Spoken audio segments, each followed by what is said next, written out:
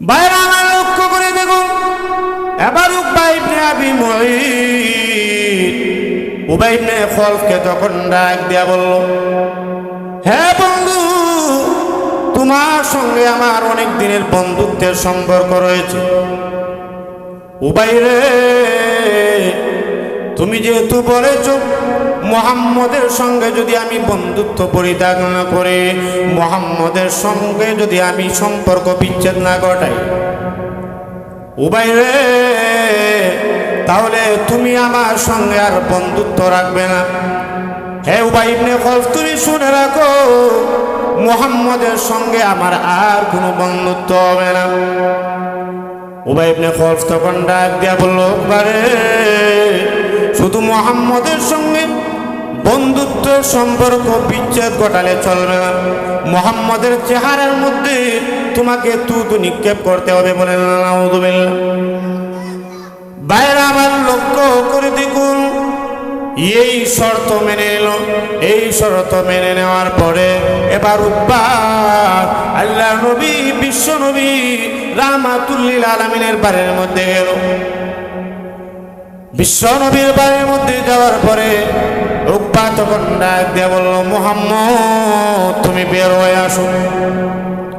আল্লাহ নবী, বিশ্ব নবী রাহমাতুল লিল আলামিন গোর থেকে বের হয়ে আসলেন। বের হয়ে আসার পরে এবার উকবা তখন ডাক দিয়ে বলল, মুহাম্মদ, আমি উকবা এসেছি তোমার কালেমাকে ফিরিয়ে দেওয়ার জন্য।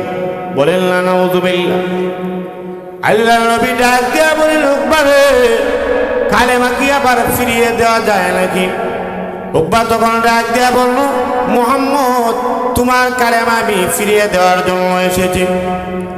এই মুহূর্তের মধ্যে আল্লাহ নবী, বিশ্ব নবী রাহমাতুল লিল আলামিনের চেহারার মধ্যে সেই দুরাচার পাপিষ্ঠ তুতু নিক্ষেপ করে দিল। বলেন না নাউযুবিল্লাহ। আরো জোরে বলেন না নাউযুবিল্লাহ। বাইরে আমার লক্ষ্য করে দেখুন, এই মুহূর্তের মধ্যে আল্লাহর নবী, বিশ্ব নবী রাহমাতুল লিল আলামিন মন খারাপ করে ফেললেন। আল্লাহর নবী মন বেদার করে ফেললেন, অসন্তুষ্ট হয়ে গেলেন। আল্লাহ রাব্বুল আলামিন জিবরাইলকে তখন ডাক দেয়া বললেন, জিবরাইল রে, যা রে জিবরাইল, যা আমার বন্ধুর দরবারে যা, আমার বন্ধুকে গিয়ে বল, আমার বন্ধু যেন আর মন ছোট না করেন, আমার বন্ধু যেন আর অসন্তুষ্ট না হন। জিবরাইল রে, আমার বন্ধুকে গিয়ে বলো, এই দুরাচার পাপিষ্ঠ উকবা বিশ্ব নবী আমার বন্ধুর চেহারার মধ্যে তুতু নিক্ষেপ করেছে। রে জিবরাইল, এই জন্য আমার বন্ধু ক্ষতিগ্রস্ত হবেন না। কাল কিয়ামতের ময়দানে, কঠিন হাসরের মাঠে এই উকবা বিশ্ব নবীর সঙ্গে কেন বন্ধুত্ব রাখলো না? বিশ্ব নবী রাহমাতুল লিল আলামিনের সঙ্গে কেন বন্ধুত্ব করলো না? এই জন্যে কিয়ামতের কঠিন ময়দানে এই জন্যে সে আফসোস করতে থাকবে, আফসোস করবে। আরে বিশ্ব নবীর সঙ্গে যদি আমি বন্ধুত্ব স্থাপন করতাম আর উবাই ইবনে খলফকে যদি আমি পরিত্যাগ করতাম, তাহলে কতই না ভালো। বাইরে আমার লক্ষ্য করে দেখুন, সঙ্গে সঙ্গে আয়াত নাযিল হয়ে গেছে। বলেন না সুবহানাল্লাহ। ওয়া ইয়াউমা ইয়া'আদ্দু যালিমু আলা ইয়াদাইহি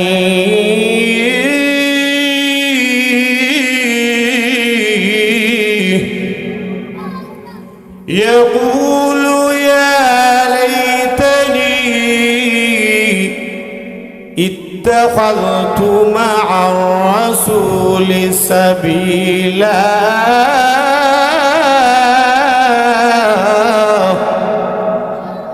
আল্লাহ রাব্বুল আলামিন ডাক দিয়ে বলেন, নবী গো, ওগো নবীজি, সেই উকবা ইবনে আবি মুঈত আপনার চেহারার মধ্যে তুতু নিক্ষেপ করেছে। কিয়ামতের ময়দানে, কঠিন হাসরের মাঠে সেই উকবা ইবনে আবি মুঈত কিয়ামতের কঠিন ময়দানে তার হাতকে কামড়াতে কামড়াতে তখন ডাক দিয়া বলবে, আফসোস, আমি কেন মুহাম্মদকে বন্ধু হিসাবে গ্রহণ করলাম না। ইয়া লাইতানি, আফসোস, ইত্তাখাযতু মা'আর রাসূলি সাবিলা, আমি যদি মুহাম্মদের দ্বীন গ্রহণ করতাম, আমি যদি ইসলাম ধর্ম গ্রহণ করতাম, আমি যদি মুহাম্মদের দ্বীন বিশ্বাস করতাম। আফসোস করতে থাকবে, কিন্তু কিয়ামতের কঠিন ময়দানে আফসোস করলে কোনো কাজ হবে না। কথা বলেন ঠিক কিনা? আল্লাহ রাব্বুল আলামিন ডাক দেবেন, নবী গো, কিয়ামতের কঠিন ময়দানে সেই উকবা ইবনে আবি মুঈত আফসোস করতে থাকবে আর ডাক দেয়া বলবে, হায় আফসোস, মুহাম্মদের ধর্ম যদি আমি অনুসরণ করতাম, মুহাম্মদের দ্বীন যদি আমি গ্রহণ করতাম, এইভাবে আফসোস করতে থাকবে। বাইরে আমার লক্ষ্য করে দেখুন, এই মুহূর্তের মধ্যে আয়াত নাযিল করে জানাই দিলেন আল্লাহ রাব্বুল আলামিন। পরে আয়াতের মধ্যে বলেন, ইয়া ওয়াইলাতা লাইতানি লাম আত্তাখিয ফুলানান খালিলা।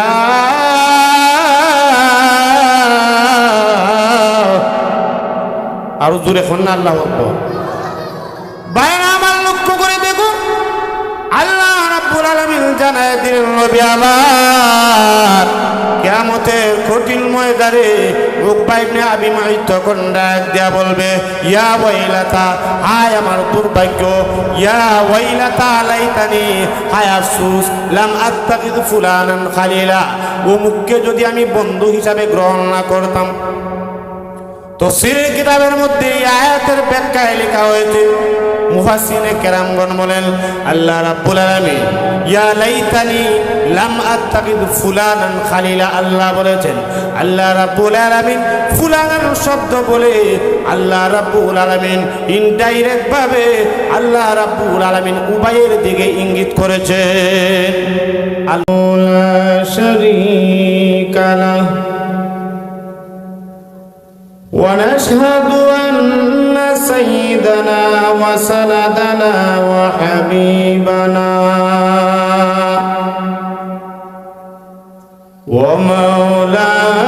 ومولانا محمدا عبده ورسوله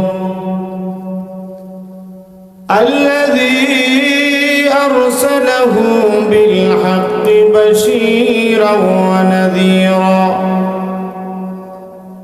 وداعيا إلى الله بإذنه وسراجا منيرا. أما بعد، فقد قال الله تعالى في كلامه المجيد وفي فرقانه الحميد. أعوذ بالله من الشيطان الرجيم. بسم الله الرحمن الرحيم. ويوم يعض الظالم على يديه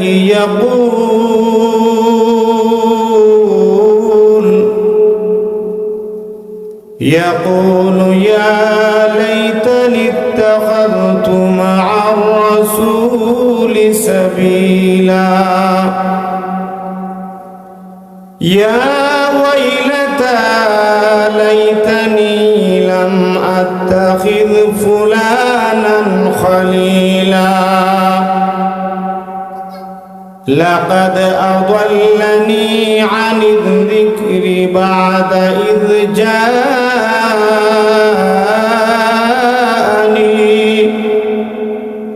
وكان الشيطان للإنسان خذولا. وقال عليه وسلم ما أمرتكم به فخذوه وما نهيتكم عنه فانتهوا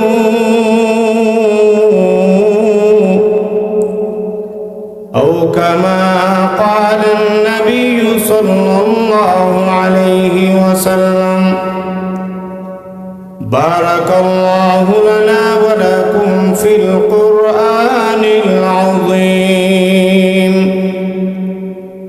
ونفعنا وإياكم بالآيات والذكر الحكيم صلى الله على سيدنا ومولانا محمد وعلى آله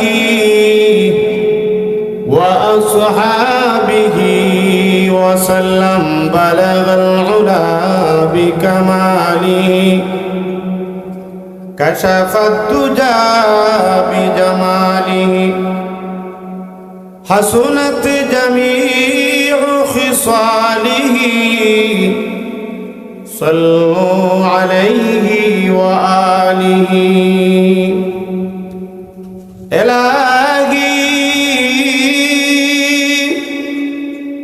देखा दे हमें दियार मदीना इलाही बना दे हमें गुबार मदीना बलगल उला बिकमाली कशफत तुजा बिजमाली हसनत जमीउ खिसालिही सल्लु अलैहि व आलिही या साहिबल जमाल व या सय्यदल बशर मिन वजहिकल मुनीर लक़द नव्वरल क़मर बलगल उला बिकमालिही कशफत दुजा बिजमालिही हसनत जमीउ खिसालिही सल्लु अलैहि व आलिही। स्टार 11 নবীগঞ্জের উদ্যোগে আয়োজিত প্রথম বার্ষিক তাফসিরুল কোরআন মহাসম্মেলনের মঞ্চে উপবিষ্ট সম্মানিত সভাপতি, উপস্থিত দিন দরদি ইসলামপ্রিয় ভাইরা, পর্দার আড়াল থেকে শ্রবণরত সম্মানিতা মা ও বোনের, মহান আল্লাহ রাব্বুল আলামিনের দরবারে শুকরিয়া আদায় করি, যিনি অত্যন্ত দয়া করে মায়া করে আমাদের প্রত্যেককে আজকের এই মাহফিলের মধ্যে আসার, বসার, কথা বলার এবং শোনার জন্য সুযোগ করে দিয়েছেন। এই জন্যে সবাই বলি আলহামদুলিল্লাহ। ভাইয়েরা আমার, আমি আপনাদের সামনে আল্লাহ রাব্বুল আলামিনের পবিত্র কালামে পাক সূরাতুল ফুরকানের 27 এবং 28 নং আয়াত তেলাওয়াত করেছি। পাশাপাশি বিশ্বনবী মুহাম্মদুর রাসূলুল্লাহ সাল্লাল্লাহু আলাইহি ওয়াসাল্লামের অসংখ্য অগণিত হাদিস সমূহ থেকে সিহা সিত্তার অন্যতম কিতাব ইবনে মাজাহ থেকে একটি হাদিস পাঠ করেছি, যে হাদিসটি ইবনে মাজাহ শরীফের প্রথম পৃষ্ঠার মধ্যে। ইবনে মাজাহ সাধারণত শুরু হয়েছে ইত্তেবায়ে সুন্নত, রাসূল সাল্লাল্লাহু আলাইহি ওয়াসাল্লামের সুন্নতের আলোচনা থেকে শুরু হয়েছে। এই প্রসিদ্ধ হাদিসের কিতাব থেকে ছোট্ট একখানা হাদিস পাঠ করেছি। আল্লাহ তাআলা যদি তৌফিক দান করেন তাহলে আয়াত এবং হাদিসকে সামনে রেখে কিছু বলার আশা রাখি ইনশাআল্লাহ।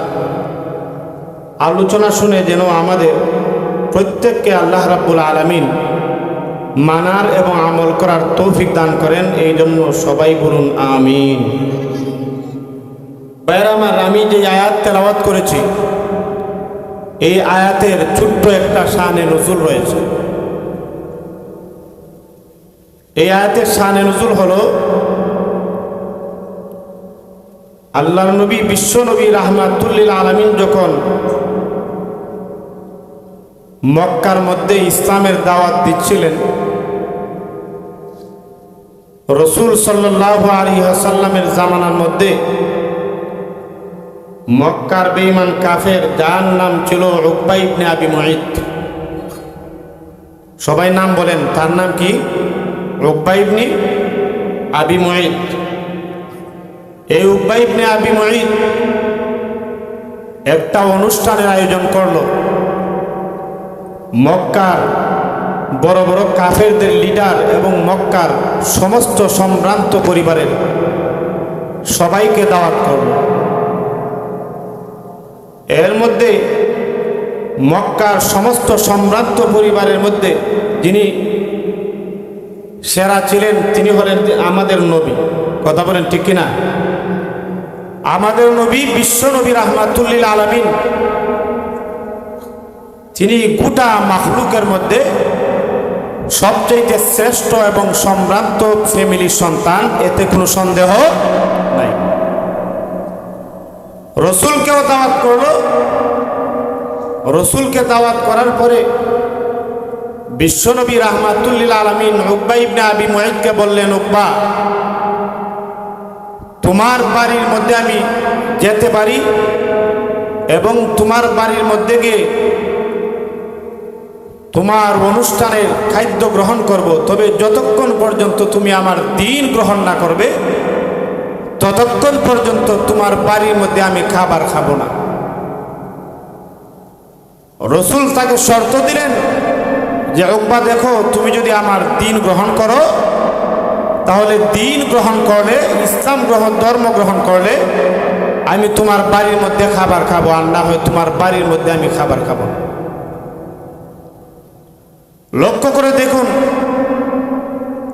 উকবা ইবনে আবি মুঈত মনে মনে ভাবলো, এত বড় একটা অনুষ্ঠানের আয়োজন করছি, এই অনুষ্ঠানের মধ্যে সবাই খাদ্য গ্রহণ করবে, সবাই খাবে, কিন্তু মুহাম্মদের মতো একজন সম্ভ্রান্ত লোক, সম্মানী লোক যদি আমার বাড়ির মধ্যে না খেয়ে, তার নাম হলো মক্কার আরেকজন বেঈমান কাফের, তার নাম হলো উবাই ইবনে খলফ। উবাই ইবনে খলফ আসার পরে সে উকবাকে বলল, হ্যাঁ উকবা, আমি শুনেছি তুমি নাকি মুহাম্মদের দ্বীন গ্রহণ করেছো, তুমি নাকি মুসলমান হয়ে গেছো। উকবা বলল, হ্যাঁ, আমি মুসলমান হয়ে গেছি। এই মুহূর্তের মধ্যে উবাই ইবনে খলফ বলল, হ্যাঁ উকবা, দেখো, তোমার সঙ্গে আমার অন্তরঙ্গ বন্ধুত্বের সম্পর্ক রয়েছে, তুমি যদি আমার সাথে বন্ধুত্ব করতে হয় তাহলে মুহাম্মদের সঙ্গে বন্ধুত্ব তোমাকে ছাড়তে হবে। বলেন না নাউজুবিল্লাহ। এই মুহূর্তের মধ্যে উকবা এই শর্ত মানল। সে বলল, অসুবিধা নেই, মুহাম্মদের সঙ্গে আমি সম্পর্ক আমি ছেড়ে দিব, মুহাম্মদের সাথে আর কোনো সম্পর্ক রাখবো না। উবাই ইবনে খলফ বলল, হে উকবা, শুধু মুহাম্মদের সঙ্গে বন্ধুত্ব পরিত্যাগ করলে চলবে না, মুহাম্মদের চেহারা মুবারকের মধ্যে তোমাকে তুতু নিক্ষেপ করতে হবে। বলেন না নাউজুবিল্লাহ।